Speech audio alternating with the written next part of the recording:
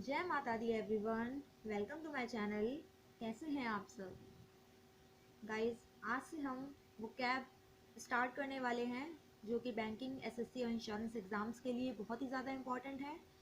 मैं आपको ये वो कैब लर्न कराऊंगी। कुछ वो कैब्स जो है मैं आपको ट्रिक से याद कराऊंगी जो आपको काफ़ी लंबे समय तक याद रहेंगी, और कुछ वो कैब ऐसी हैं जिनकी कोई ट्रिक्स नहीं है, वो आपको खुद ही याद करनी पड़ेगी। बट मेरा ये है कि मैं ज़्यादा से ज़्यादा वो कैब आपको ट्रिक्स के थ्रू लर्न कराऊँ।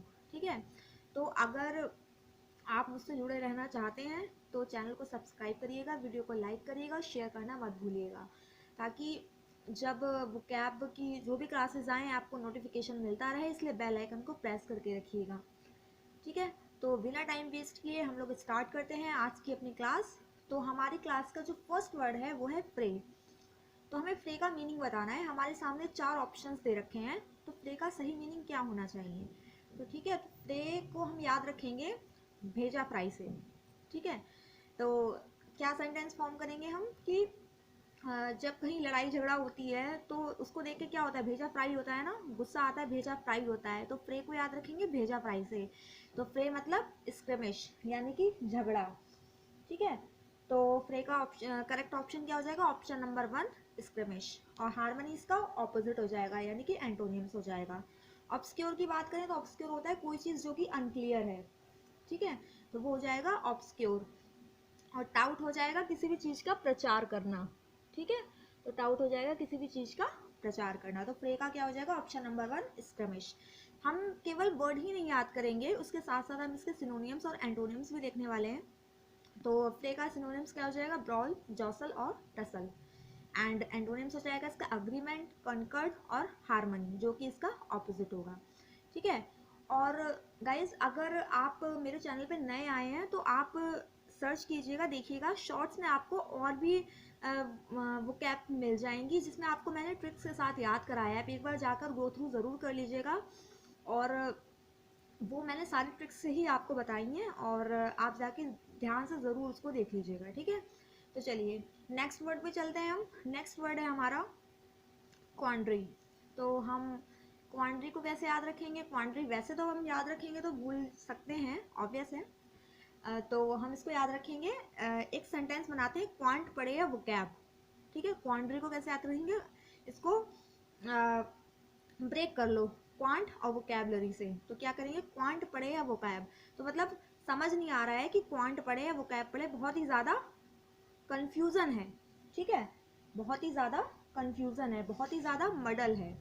ठीक है, तो क्वांड्री का ऑप्शन क्या हो जाएगा? कोई भी चीज़ जो कि बहुत ही ज़्यादा परप्लेक्स्ड है, कंफ्यूज करती है, तो वो चीज़ हो जाएगी क्वांड्री। तो क्वांड्री का जो करेक्ट ऑप्शन हो जाएगा वो हो जाएगा ऑप्शन नंबर थ्री, मडल। ठीक है, मडल को आप ऐसे याद रख सकते हैं, मड होता है ना, मड मतलब मिट्टी। मिट्टी में अगर कोई चीज़ पड़ी हो तो समझ मतलब गंदी हो जाती है, साफ से दिखता नहीं है, समझ में नहीं आता, कंफ्यूजन हो जाता है कि ये क्या है, समझ में नहीं आता है, बहुत ज़्यादा कंफ्यूजिंग हो जाती है। ऐसे भी करके आप उसको याद कर सकते हैं। मेन चीज़ है याद होना चाहिए, किसी भी तरीके से आप उसको याद कर सकते हैं। ठीक है, तो क्वांड्री का हो जाएगा ऑप्शन नंबर थ्री, मडल। ठीक है, तो फिर हम इसके भी सिनोनिम्स और एंटोनियम्स देखते हैं। तो सिनोनिम्स हो जाएगा इसका मडल, कंफ्यूज, इंड्रोगिलो, एंड एंटोनिम्स हो जाएगा रिलीफ एंड कंफर्ट। अब नेक्स्ट वर्ड पर चलते हैं, स्टूडेंट। हम स्टूडेंट कैसे याद करेंगे? स्टूडेंट का कोई ट्रिक नहीं है, बट हम इसको ऐसे ही याद करते हैं स्टूडेंट को। तो हमारे सामने चार ऑप्शन दे रखे हैं। तो स्टूडेंट का मीनिंग होता है कठोर, मतलब कोई चीज़ बहुत ही ज़्यादा कठोर है, स्ट्रिक्ट है ना, तो वो चीज़ क्या हो जाएगी? स्टूडेंट। तो हमारे सामने चार ऑप्शन है, तो स्टूडेंट का मीनिंग क्या होना चाहिए? कि कोई चीज़ बहुत ही ज़्यादा रॉकेश है ना, रॉकेश है, तो ये हो जाएगा ऑप्शन नंबर टू, रॉकेश। तो अब हम इसकी बात करेंगे, इसके सिनोनिम्स एंटोनिम्स की। तो सिनोनिम्स इसका हो जाएगा स्ट्रिक्ट, जैरिंग, हार्श। कोई चीज़ बहुत ज़्यादा हार्श है तो वो क्या कहलाएगी? तो वो कहलाएगी स्टूडेंट। और उसी का अपोजिट अगर बात करें, कोई चीज़ बहुत ज़्यादा सॉफ्ट है, जेंटल है, मेलो है, तो ये इसका हो जाएगा एंटोनियम्स। ठीक है, तो हमने यहाँ तक तीन वर्ड्स कर लिए हैं। नेक्स्ट वर्ड पे चलते हैं, पैल्पेबल। तो पैल्पेबल को हम कैसे याद रखेंगे? पैल्पेबल को आप ऐसे याद रखो, एबल, मतलब किसी चीज़ को पढ़ने में आप एबल हो, मतलब वो चीज़ बहुत अच्छे से लिखी है, सुस्पष्ट तरीके से लिखी है, तभी तो आप उसको पढ़ पा रहे हो अच्छे से। तो पैल्पेबल को याद रखेंगे हम एबल से। ठीक है, ईजी है, बहुत ही ईजी, यानी कोई चीज़ बहुत ही ज़्यादा परसेप्टेबल है, बहुत ही ज़्यादा मतलब विजिबल है, नोटिसेबल है, जिस वजह से आप उसको अच्छी तरीके से लिखी हुई है, जिस वजह से आप उसको पढ़ पा रहे हो। तो पैपेबल का मीनिंग हो जाएगा ऑप्शन नंबर 1 परसेप्टिबल। यही इसकी बात करें तो उसका अपोजिट क्या हो जाएगा, इनविजिबल, जो मतलब इनविजिबल है, मतलब इस तरह से लिखिए आप उसको पढ़ ही नहीं पा रहे, स्पष्ट नहीं है, क्लियर नहीं है, इनविजिबल है। तो ये हो जाएगा इसका एंटोनियम। तो हम नीचे चलते हैं, इसके सिनोनिम्स एंटोनिम्स की बात करें, सिनोनिम्स हो जाएगा विजिबल, नोटिसेबल, जिसको आप नोटिस कर सके, that is palpable. And antonym हो जाएगा इंटेंजिबल है, इनविजिबल है, जो सुस्पष्ट तरीके से नहीं दिखाई दे रही है, तो वो हो जाएगा उसका एंटोनियम। ठीक है, तो यहाँ तक हमने 4 वर्ड्स कंप्लीट कर लिए हैं। अब हम नेक्स्ट वर्ड पे चलते हैं। नेक्स्ट वर्ड हमारा है चेस्टाइज। ठीक है, तो चेस्टाइज को याद रखना है हमें। चेस्टाइज को हम कैसे याद रखें, चेस्टाइज का मीनिंग होता है कि किसी को दंड देना। ठीक है, किसी को दंड देना, इस मतलब किसी ने कोई गलती करी है, आप उसको दंड दे रहे हो, तो दैट इज चेस्टाइज। तो चेस्टाइज का क्या हो जाएगा, किसी को स्कोल्ड करना। ठीक है, तो ऑप्शन नंबर 3 इसका करेक्ट आंसर हो जाएगा। ठीक है, चेस्टाइज मतलब किसी को दंड देना, किसी को स्कोल्ड करना, that is chastise.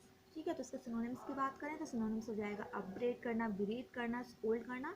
And antonyms हो जाएगा किसी को प्रेज करना, किसी की तारीफ करना, किसी की प्रशंसा करना, दैट इज एंटोनियम। ठीक है, तो क्या हो गया चेस्टाइज का मीनिंग, ऑप्शन नंबर 3 स्कोल्ड। ठीक है, तो अगर आपको वीडियो अच्छी लग रही हो तो चैनल को सब्सक्राइब ज़रूर से कर लीजिएगा। ये पार्ट 1 था, छोटा सा वीडियो बनाया था मैंने पार्ट 1 का। अगर आपको अच्छी लगी हो तो मुझे कमेंट सेक्शन में ज़रूर बताइएगा, ताकि मुझे मोटिवेशन मिले और मैं और ज़्यादा आपके लिए वोकैबुलरी लेकर आऊँ, ट्रिक्स के साथ लेके आऊँ, ताकि आपको भी ईजी हो। क्योंकि बैंक एग्ज़ाम्स हो, चाहे वो इंश्योरेंस हो, चाहे एसएससी एग्ज़ाम्स हो, सारे लाइंड अप हैं।